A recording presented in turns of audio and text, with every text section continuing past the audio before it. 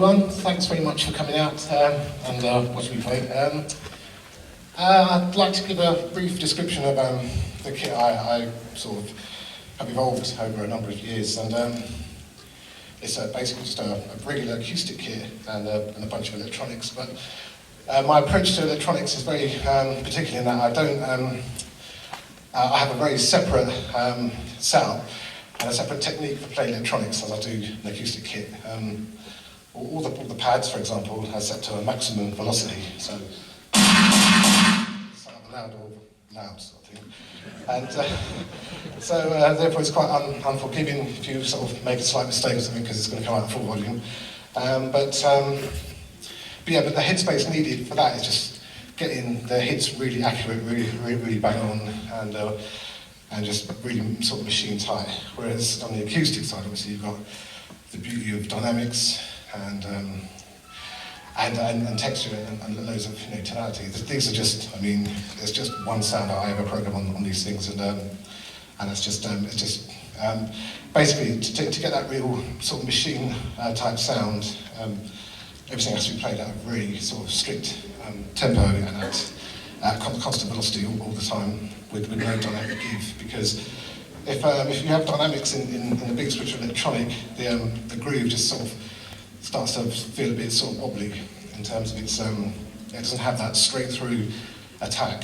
Whereas so even if I was to try and play like more of a drum and bass or a house type groove on a kit, you would still, you could never get it to that point where it just sounds really consistent and really sort of driving because of the nature of trying to play it that accurately. So it's loads easier just to play it on electronics. The device I'm using for the triggering samples is a DTX 900. Quite a good device. The best thing about it is you can put your own sounds into it, which is handy. I think a lot of these modules, although they're good in a sense, they're for practicing and doing that sort of thing, but there should be more boxes out there which allow you to put your own stuff on there, because it's it'd be just to use factory sounds just sounds very generic. It's very hard to get your own personal sound into that thing, because I think just as though you can tune and have your kit sound in a certain way, I do exactly the same thing with samples, using different filters, different EQs, different effects, just to get the sound that I have in my head. So it's, but I think it's really important to use machines which have that percentage on them. And I've just been experimenting and using the new Zildjian Gen 16 cymbals, which I think sound really good. They sound really good? Yeah, there you go. They're on sale here apparently. It's a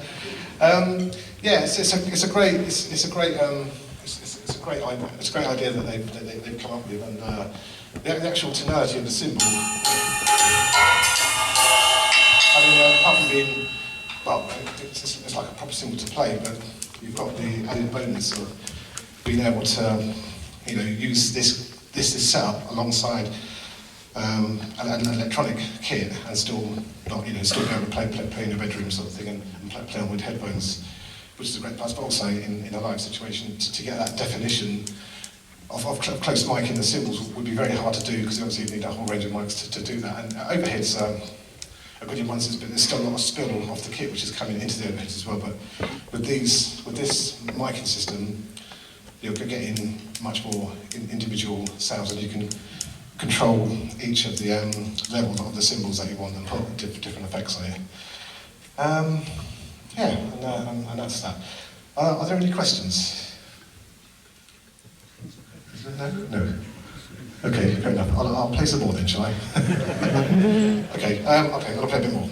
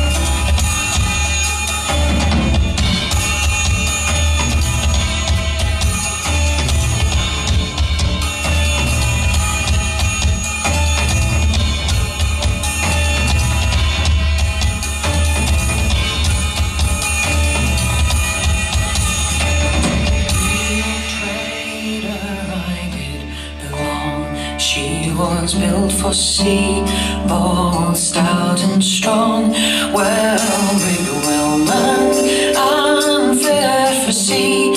She was bound for New York in America.